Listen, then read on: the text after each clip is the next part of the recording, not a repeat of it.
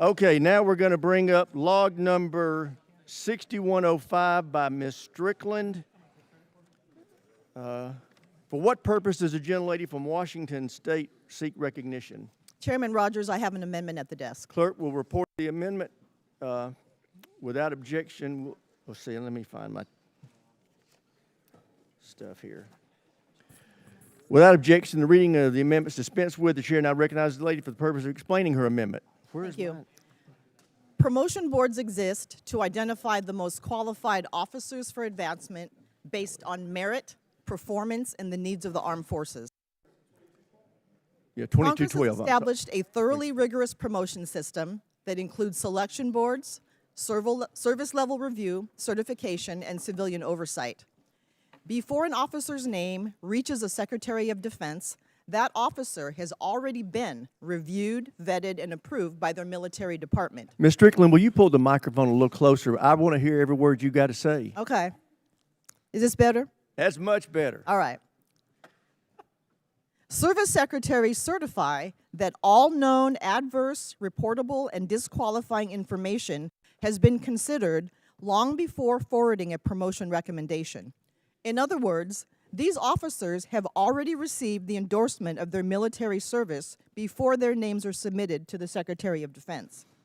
If new misconduct, adverse information, or disqualifying facts emerge after that certification, removal from a promotion list may be entirely appropriate.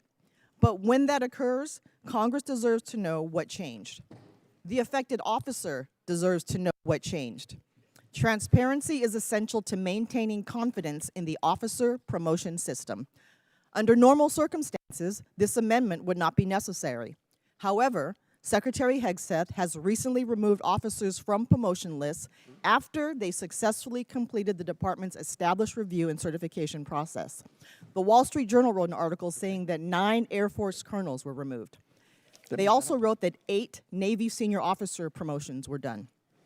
Members of Congress requested information regarding the basis of these removals, including whether any new adverse or disqualifying information had emerged after the service level certification.